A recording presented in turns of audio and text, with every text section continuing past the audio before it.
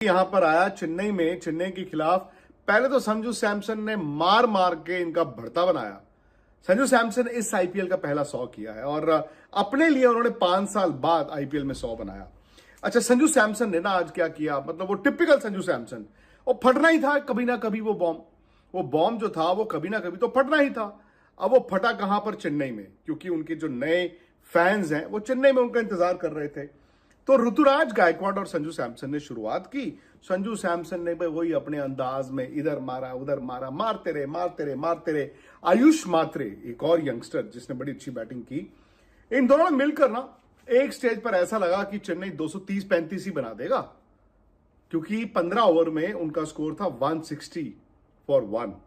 मतलब अगर आप 15 ओवर में 160 रन फॉर 1 बैठे हैं, संजू सैमसन जो है वो 100 के करीब हैं, आयुष मात्रे जो है वो मतलब 50 के करीब हैं या 50 कर चुके हैं। सो आप वहां से ना लास्ट 5 ओवर में कम से कम देख रहे थे विक्रांत गुप्ता सर का रिएक्शन स्पोर्ट्स तक पर। उन्होंने डिस्कशन किया है कि इंडिया के 2 ओपनर बल्लेबाज अभिषेक शर्मा और संजू सैमसन इस समय फॉर्म में लौटे हैं और इनका फॉर्म देखकर ऐसा लगता है कि डेफिनेटली इंडिया का बड़ा मैच में बल्लेबाज हैं। तो पहले उनका रिएक्शन को जाइए, आगे हमारा रिएक्शन चर्चा करेंगे। क्रिकेट लवर जी पर पहली बार विक्रांत चैनल को भी लाइक सब्सक्राइब करके जरूर। मैं कहता हूं ज्यादा नहीं तो 70 रन तो मांगते ही हो। तो अगर 70 रन मांगते हैं आप तो 230 रन होने चाहिए थे। लेकिन क्या हुआ, थोड़ा सा आयुष मात्रे अपने 50 करने के बाद फंस गए। सिंगल्स आते रहे, क्योंकि ना आप चेन्नई में थक जाते हो। तो कहीं ना कहीं वो जो एक डिबेट है ना कि एक फ्रेश बैट्समैन जाके लास्ट 5 ओवर में बेहतर हिट मार सकता है, खासतौर से तब जब चेन्नई के ड्रेसिंग रूम में ब्रेविस भी बैठे हुए थे और दुबे बैठे हुए थे, Shivam Dubey the sixer king. आज दूसरी तरफ से संजू सैमसन भी 90 रन तक जो पहुंचे हैं ना, वो गोली की रफ्तार से पहुंचे।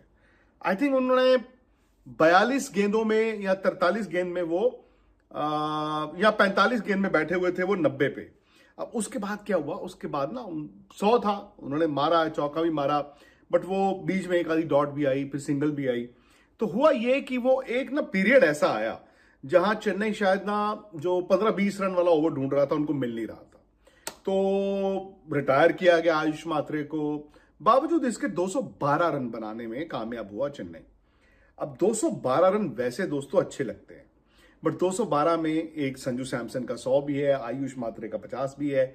अगर आप ये देखें कि 15 में 160 फॉर 1 थे आप, उस लिहाज से मुझे ये लगा कि भाई ये दिल्ली के लिए बहुत अच्छी अपॉर्चुनिटी है। विकेट बहुत अच्छा था, आउटफील्ड तेज था, और दिल्ली एज यूजुअल को बहुत अच्छा स्टार्ट तो नहीं मिला। दिल्ली की दिक्कत यह हो रही है कि निशंका एक ही है जो बल्लेबाज जो हर मैच में कंसिस्टेंटली रन बना रहे ऊपर से, या समीर रिजवी रन बनाते हैं, और अचानक से क्या होता है, इनका मिडिल ऑर्डर डम डम डम डम डम और ये पहुंच जाते हैं नीचे लोअर मिडिल ऑर्डर के पास। आज ऐसा नहीं हुआ, nobody could bail them out. Nissanka out हुए, केएल राहुल का एक और फेलियर। अब केएल राहुल की भी 4 पारियां हो गई हैं, उनकी 4 पारियों में स्कोरें हैं 0, 1, आज 18 और बीच में एक 92 है। सो कहीं ना कहीं मुझे लगता है कि टॉप ऑर्डर से जो तवक्कुआत है ना, जो जरूरत है, वो दिल्ली को नहीं मिल रही। समीर रिजवी का एक और फेलियर, हालांकि 2 मैच तो उस यंगस्टर ने यार अपने हाथ से अकेले जिताए। अब यहां पर फंस गया दिल्ली कैपिटल्स। वो इस चेज में गिरता गया और एंड में वो हार गया। अब दिल्ली कैपिटल्स के पास ना बॉलिंग अच्छी है, दिल्ली कैपिटल्स को शुरुआत अच्छी मिली, लेकिन दिल्ली कैपिटल्स की बैटिंग ने ये बता दिया है कि बॉस ए तो हमारे पास डेप्थ नहीं है, बी यार हमारा पता नहीं कौन रन बनाएगा कौन रन नहीं बनाएगा। सो लगातार दूसरी हार जब होती है ना, मुझे लगता है कि वो टॉप 4 की जो लड़ाई है, हालांकि शुरुआती दिन है, बट यार ये ना शुरुआती मोमेंटम बहुत मैटर करता है। कहते हैं ना कि एक अच्छा टूर्नामेंट जीतने के लिए you have to peak at the right moment. उसको यू की तरह माना जाता है कि आप शुरू बहुत अच्छा करते हैं, फिर बीच में डिप करते हैं और फिर वक्त पर आप अपने आप को पिक कर लेते हैं। आई डोंट नो, दिल्ली की बैटिंग देख के बड़ा मुश्किल लगता है कि जिस तरह की क्रिकेट राजस्थान खेल रहा है, या जिस तरह की क्रिकेट पंजाब खेल रहा है, या जो बैंगलोर से आप एक्सपेक्ट करते हैं, यार थोड़ा ना बैटिंग में फ्रेशनेस चाहिए। देखो अभिषेक शर्मा की आज आप बैटिंग देखो, पहले मैच में आप ट्रेविस हेड की बैटिंग देखो, और आप ये देखो कि मुल्लापुर में दोनों टीमों के जो सलामी बल्लेबाज थे उन्होंने पावर प्ले में मतलब क्या कुछ नहीं किया। एक है हैदराबाद जहां अभिषेक और ट्रेविस हेड ओपन करते हैं। आज 2024 की याद आई, उन्होंने क्या किया, उन्होंने पावर प्ले में 106 रन बोर्ड पे लगा दिए थे। लेकिन एक ऐसा कोलैप्स हुआ हैदराबाद का कि मैं क्या बताऊं आपको। आप तो जानती हैं ना कि हैदराबाद कहां पर 106 पर बैठा हुआ था, फिर आप 210-12 पे फिनिश करते हो यार, वो कुछ भी नहीं है। वो कुछ भी नहीं है पंजाब के लिए, वो कुछ भी नहीं है। अब प्रियांश आर्य और प्रभ सिमरन ने क्या किया, उन्होंने भी पावर प्ले में 93 रन बोर्ड पे लगा दिए थे। ईंट का जवाब पत्थर से। प्रियांश आर्य ने 16 बॉल में 50 बनाया यार। प्रभ सिमरन थोड़ा सा बीच में स्लो हो गए थे, पर प्रभ सिमरन ने भी रख रख के कुटा। और उसके बाद श्रेयस अय्यर। श्रेयस अय्यर खुद को अब सरपंच साहब कहना शुरू हो गए हैं। आई थिंक एक बात मैं बड़ी साफ करना चाहता हूं, लोग जो मर्जी कहें, एजेंडा है, फलाना है, ढिमकाना है, श्रेयस अय्यर में ना कुछ तो खास है कप्तान के तौर पे। हाँ, वो टेस्ट क्रिकेट नहीं खेलते, शायद उन्होंने खुद अपनी फिटनेस को लेकर ये असेस किया था, भाई मैं लास्ट नहीं कर सकता। शायद वनडे क्रिकेट में वो इंडिया के एक बहुत बड़े बल्लेबाज बन चुके हैं, वो अच्छी अच्छी बड़ी बड़ी टूर्नामेंट्स में आकर रन बनाते हैं। वो T20 में टीम में नहीं है, मुझे नहीं पता वो T20 टीम में आएंगे कि नहीं आएंगे, बट श्रेयस अय्यर को देख के एक बात तो दिखती है कि इंडिया बहुत ही बड़ी कंट्री होगी, बहुत अमेजिंग क्रिकेटिंग सुपर पावर होगी अगर श्रेयस अय्यर जैसा प्लेयर कप्तान बाहर बैठा हुआ इंडिया से। मैं इसीलिए हर रोज कहता हूं कि इंडिया की ताकत देखो आप, श्रेयस अय्यर जैसा बाहर बैठा है। But things can change boss. आज आप देखो अय्यर की बैटिंग।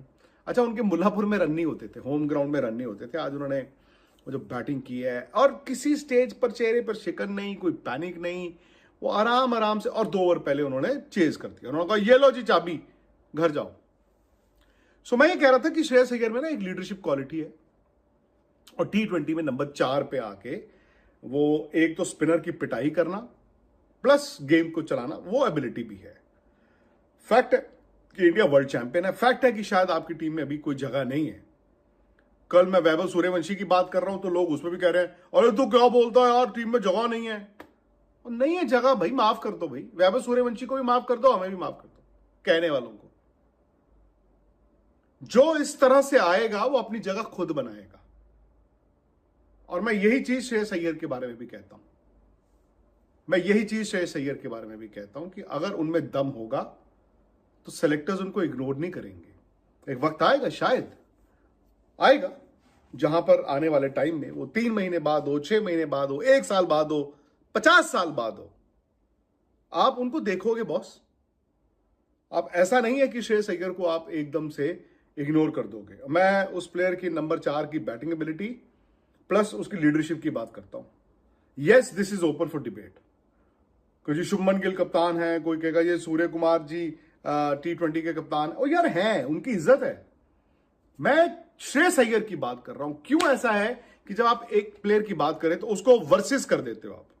हाँ, आप ये कहोगे यार स्लॉट खाली नहीं है, तो यू नेवर नो कौन सा स्लॉट कब खाली हो जाए। मेरा सिर्फ ये पॉइंट था, वैभव सूर्यवंशी तैयार है, और जब वक्त अच्छा चल रहा हो, कम से कम T20 में आप उसको इनिशिएट। वीडियो में सुना हुआ किस तरह से रिएक्शन लिया गया है। एक तो अभिषेक शर्मा, उन्होंने पंजाब के खिलाफ जो 28 बॉल पर 74 रन की पारी खेली, जिसमें 8 छक्के शामिल थे, स्ट्राइक रेट ऑलमोस्ट 300 के करीब था। और संजू सैमसन, दिल्ली के खिलाफ उन्होंने 115 रन की पारी खेली, जिसमें 15 चौके 4 छक्के शामिल थे, स्ट्राइक रेट ऑलमोस्ट 200 के ऊपर का ही था। यानी कि इंडिया के 2 ओपनर बल्लेबाज, राइटी और लेफ्टी, संजू सैमसन, अभिषेक शर्मा, ये फॉर्म में लौटे हैं। इससे देखा जा सकता है कि इंडियन टीम के 2 ओपनर स्लॉट जो कि काफ़ी दिनों से मैच खेल रहे हैं, लेकिन वैसे संजू सैमसन का परफॉर्मेंस नहीं आ रहा था, लेकिन अभिषेक शर्मा अच्छा खेल रहे थे। आज उनका जो 74 रन की पारी आई और संजू सैमसन की जो 115 रन की नॉट आउट पारी आई, यानी कि 2 इंडिया के ओपनर बल्लेबाज फॉर्म में लौटे हैं। देखकर मज़ा आता है, और जिस इंटेंस से दोनों बल्लेबाजी करते हैं, डेफिनेटली किसी भी टीम के धागे खोलने के लिए कमी नहीं है।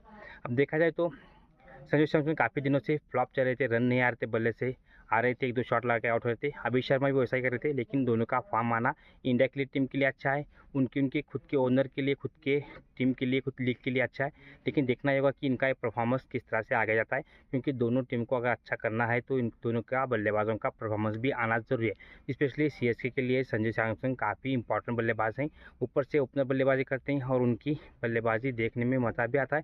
लेकिन कभी कभी इस तरह से आउट होते हैं कि समझ में नहीं आता किस तरह से आउट होते हैं। अभिषेक शर्मा भी अच्छी बल्लेबाजी करते हैं। अब देखना होगा कि किस तरह से ये दो बल्लेबाज अपने गेम को आगे ले गए थे। आपके लिए अपडेट लाते अच्छी लगी तो लाइक शेयर सब्सक्राइब जरूर।